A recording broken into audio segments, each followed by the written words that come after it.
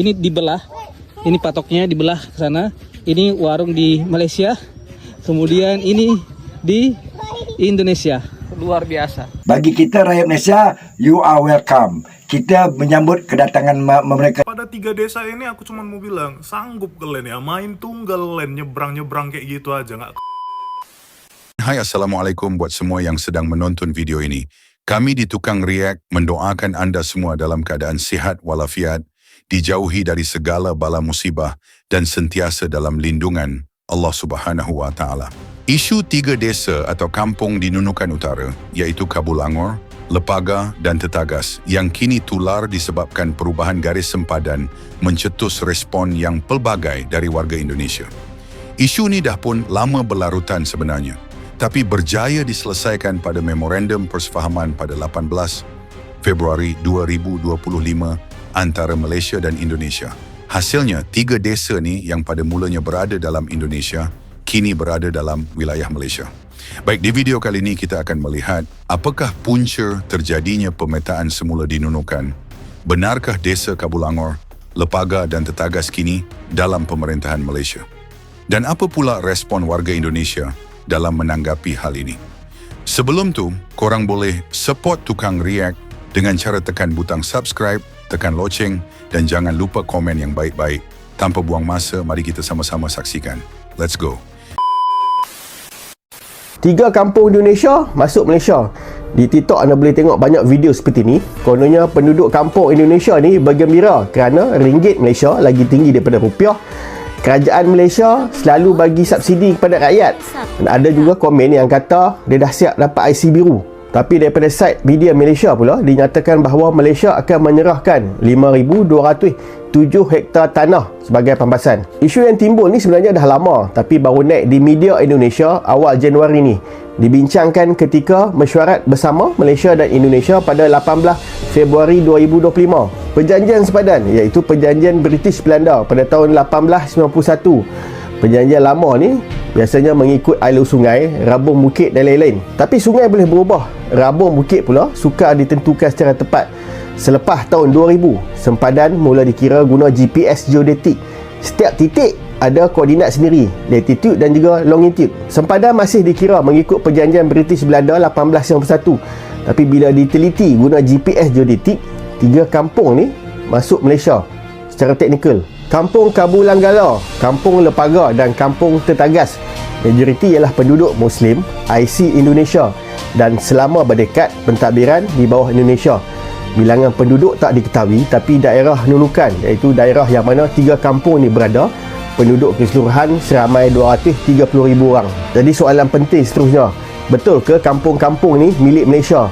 Jawapan dia, ya dan juga tidak. Apa yang dipersetujui dalam memorandum persamaan Malaysia-Indonesia pada 18 Februari 2025 ialah penyelesaian teknikal sempadan, tak bincang langsung tentang pemindahan kedaulatan secara mutlak. Bukan Indonesia tiba-tiba hilang kampung, bukan Malaysia ambil tanah orang.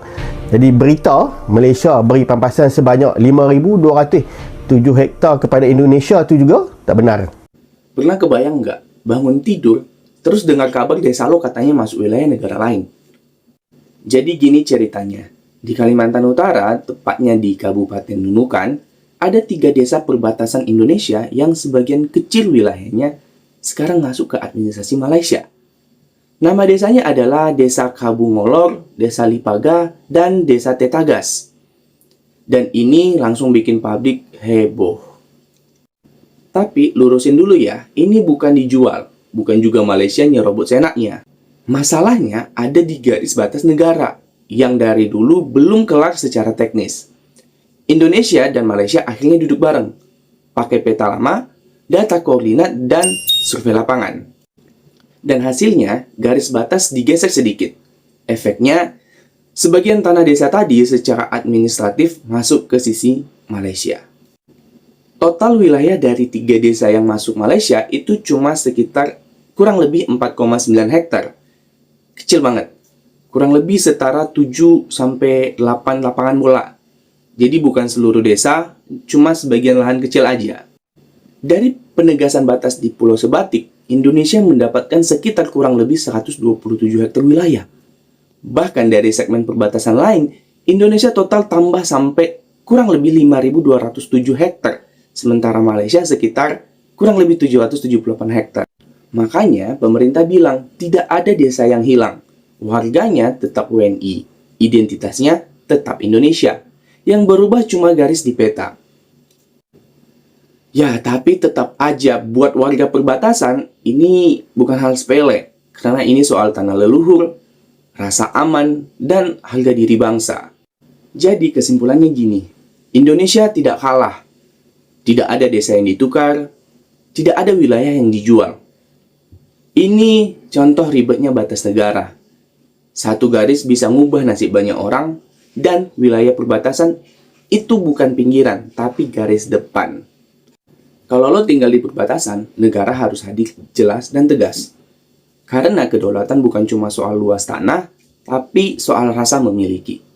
Indonesia ngasih 3 desa di Kalimantan Utara buat Malaysia. Gini, gue jelasin, dengerin ya. Jadi, lokasinya di Kalimantan Utara, dekat perbatasan Indonesia-Malaysia, di Pulau Sebati. Terus, sempat viral, katanya desa Kabungolor, Lepaga, sama Tetagas dicabut dari Indonesia alias dicaplok Malaysia. Padahal, faktanya nggak gitu. Sebenarnya nggak ada tuh cerita desa pindah negara. Ini cuma urusan garis batas doang yang dibenerin, bukan soal tukar-tukaran wilayah atau kompensasi politik. Jadi gini, dari dulu tuh ada beberapa titik perbatasan yang belum jelas. Peta Indonesia sama Malaysia beda-beda. Nah, itu namanya OBP alias batas yang masih abu-abu. Yang berubah cuma sebagian kecil lahan doang, bukan satu desa full geser ke negara. Warganya juga nggak tiba-tiba bangun tidur jadi warga Malaysia. Emang suka ngaco yang muter-muterin berita ya. Ada win-win solutionnya di era Jokowi, yang akhirnya Indonesia dapat 127,3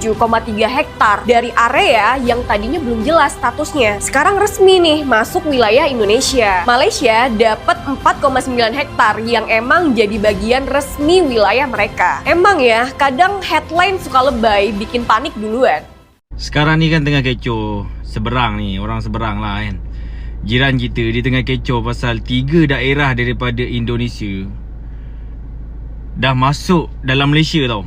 Sebab ada geseran kononnya, ada pergerakan kononnya lah. Tapi tak ditentukan lagi sama ada dia betul-betul milik Malaysia ataupun tak kan. Tapi benda-benda macam ni, sama ada pergerakan tanah yang luas ke macam mana ke, kita tak heran sebab semua tu kuasa Allah tau. Cuma sekarang ada satu benda yang aku heran. Setahu aku, dorang ni tak suka dengan orang Malaysia. Tapi kenapa ramai yang jealous? Cakap untung lah masuk Malaysia kan, daripada rupiah terus pakai ringgit Malaysia. Oi, untung, korang untung lah, apa gaji cikgu terus naik lah apa semua. Aku nak tanya lah, bukan korang ni tak suka ke dengan orang Malaysia? Kononnya Malaysia ni miskin, negara kecil lah. Betul tak? Jadi aku rasa korang sepatutnya, dorang sebelah ni kena risau sebenarnya. Kalau sesetengah orang dorang masuk kat sini, dekat dalam Malaysia, aku rasa dorang kena risau, bukannya cemburu sebab sesetengah daerah dorang tu masuk dalam Malaysia. Dorang kena risau sebab apa? Risau orang dorang tak dapat makan kat sini. Yelah kan, kita kan negara miskin. Semalam dalam beberapa media di negara kita ada membuat laporan berdasarkan laporan media dari negara jiran berkenaan 3 kampung yang berada di wilayah Indonesia kini dikatakan telah termasuk sebahagiannya ke dalam wilayah Malaysia. Dan Jemaah Menteri telah membincangkan perkara ini dan memandangkan ia ada menyentuh isu Jabatan Ukur dan Pemetaan Malaysia ataupun JUPEM. Maka pihak NRES telah diminta untuk susuli dengan kenyataan yang lebih penuh. Dia ada melibatkan siri perbincangan di antara kedua-dua negara, dan proses ini adalah proses yang lama. Bukan semua yang dilaporkan itu adalah tepat, jadi kita tunggu kenyataan penuh daripada pihak NRES nanti. 3 desa di wilayah Nunukan telah bertukar menjadi kawasan Malaysia, iaitu Lipagas, Kabungalur dan Tataga. Selamat datang ke Malaysia. 3 desa ini asalnya di wilayah Nunukan. Akibat pergeseran sempadan telah dipersetujui.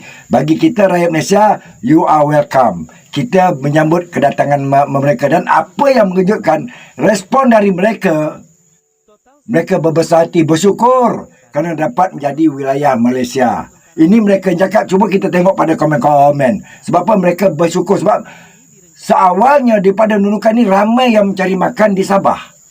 Kan? Sebab ke tempat mereka jauh. Jadi yang paling hampirnya di Sabah. Jadi mereka bersyukur. Alhamdulillah. Welcome to Malaysia. 3 wilayah Indonesia jadi milik Malaysia. What? Iya, 3 desa di Kabupaten Nunukan, Kalimantan Utara, yaitu Desa Kabulangor, Desa Lepaga, dan Desa Tetagas yang mengalami pergeseran wilayah sehingga sebagian daerahnya itu masuk ke Malaysia. Pergeserannya terjadi setelah penyelesaian outstanding boundary. Garis perbatasan Republik Indonesia dengan Malaysia tiba-tiba bergeser. 3 desa di Nunukan malah masuk Malaysia. Paten juga ini beritanya. Nggak ada angin, nggak ada hujan, tiba-tiba batas negara bergeser, 3 desa nyebrang ke Malaysia. Kepada 3 desa ini aku cuma mau bilang, sanggup kalian ya main tunggal len nyebrang-nyebrang kayak gitu aja. Nggak kalian ajak kami. Kami pun butuh refreshing ya. Lain kali kalau kalian nyebrang kayak gitu, ajak kami dong. Jangan main tunggal kayak gitu. Anak ini viral karena bisa lompat di 2 negara. Kita akan lihat ya, anak ini bisa melompati 2 negara hanya dengan hitungan detik. Coba Sube, lompat dari Indonesia ke Malaysia.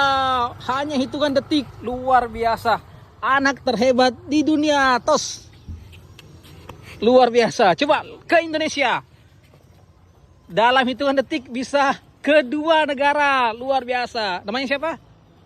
Sekolah di mana? SD Wahda Islamiyah luar biasa. Jemaah Menteri telah mengarahkan Kementerian Sumber Asli dan Kelestarian Alam NRAS untuk menyediakan laporan menyeluruh berhubung dakwaan 3 kampung di Indonesia kini termasuk dalam wilayah Malaysia.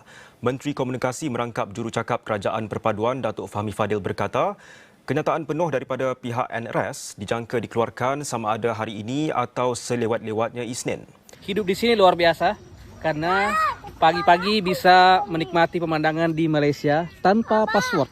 Sekarang saya di perbatasan Indonesia-Malaysia, tepatnya di Pulau Sebatik. Ini Indonesia, kemudian Malaysia. Jadi setiap hari warga di sini bisa menikmati suasana Malaysia, suasana sungai, kemudian ada warung di sini.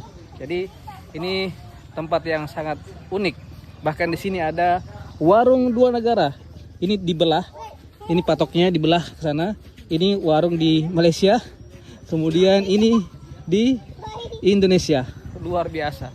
Luar biasa. Ini hal yang unik. Jadi kalau kalian ke Pulau Sebatik, Kabupaten Nunukan, wajib ke patok perbatasan ini.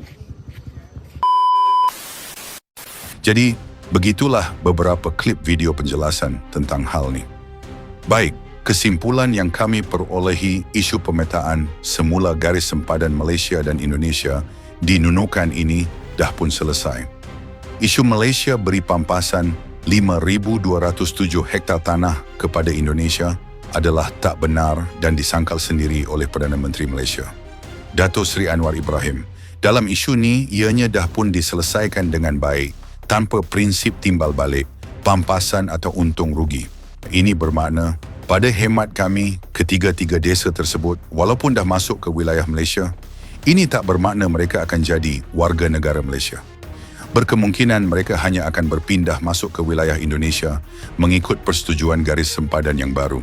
Pemerintah Malaysia dan Indonesia masih belum memuktamadkan dan membuat kenyataan rasmi tentang status ketiga-tiga desa ini.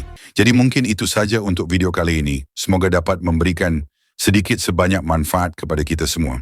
Apa yang baik kita ambil dan mana yang buruk kita tinggalkan. Jangan lupa support Tukang Riak dengan cara tekan butang subscribe, tekan loceng agar tidak ketinggalan video seterusnya, dan jangan lupa tinggalkan komen.